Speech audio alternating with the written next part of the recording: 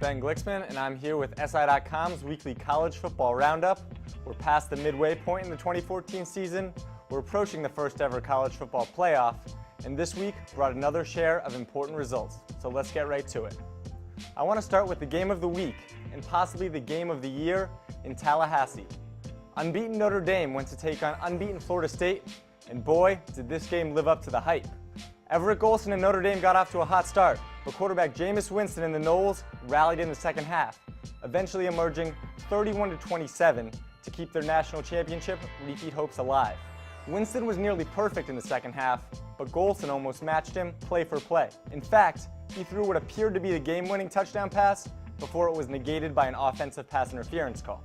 So what does this mean moving forward? It means that Florida State remains in the driver's seat for the ACC and national championship, and it means that Notre Dame is probably better than we all thought. Now I want to move to another huge result that took place a little bit earlier in the afternoon, and that's in Morgantown, West Virginia. Baylor, which was coming off last week's high-flying 61-58 victory over TCU, fell to West Virginia 41-27. Now there were a lot of penalties in this game, it was sloppy, and there were a lot of mistakes too. But you got to give credit to West Virginia. Quarterback Clint Trickett has been great, and wide receiver Kevin White is one of the best at his position in the nation. Now this result, coupled with Kansas State's 31-30 victory over Oklahoma in the same time slot, throws the Big 12 into chaos. And all it means is moving forward, we have a lot more big games on tap.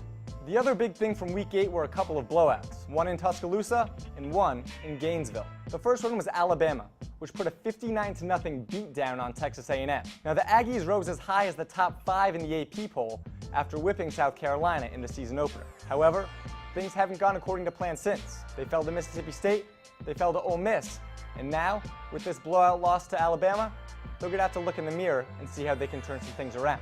In Gainesville, Florida lost 42-13 in a game in which they grossly outgained the Missouri Tigers. In fact, at one point, Missouri had 42 points while having under 100 total yards of offense. Florida has always had a good defense under Will Muschamp, but its offense, and quarterback Jeff Driscoll in particular, have been shaky. And heading into a bye week, the calls for Will Muschamp's job are going to be louder than ever. Week 8 of the college football season is in the books, and the playoff race should only heat up from here.